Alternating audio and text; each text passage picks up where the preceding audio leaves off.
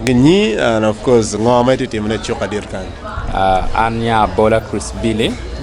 Ana ti technicians me you team radio DVD screen.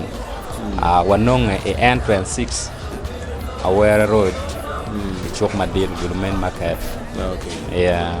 Now lockdown you ni ba Billy. Yeah. Ya unity gidaro and wakera kera pat gimati gande. Wakera ni ti gidaro mama la yera da leve bera da, okay?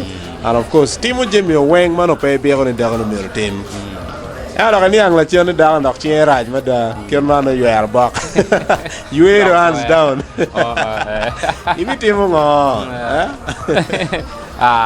Town of for ngi ni weng no ubedao no te lo kan men ngat makunya konya. Komane ko.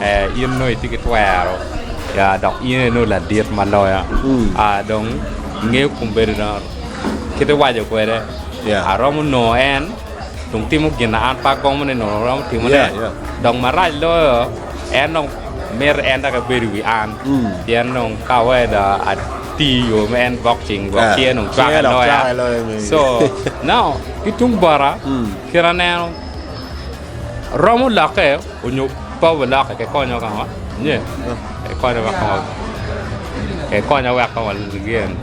Romo la ke onyo pe la ke. Ka dong po la ka la ke si be ka po la ke dong ngeo akure ka bod wan me wa wa ni dong no mer rong we ko eno be na pe romo we ngane ka kere dong no tigi lo piano dong so no mer eno ma per terrain anoni abe mare kita ti quere bien caro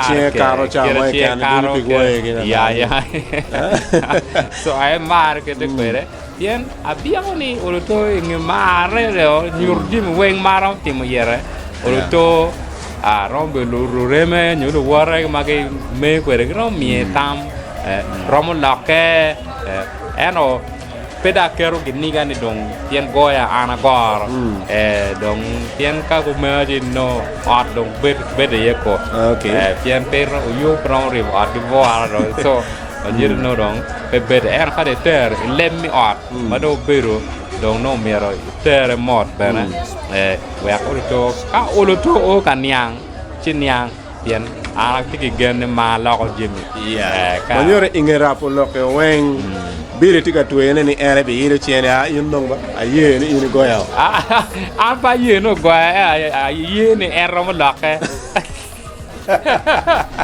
apo e wada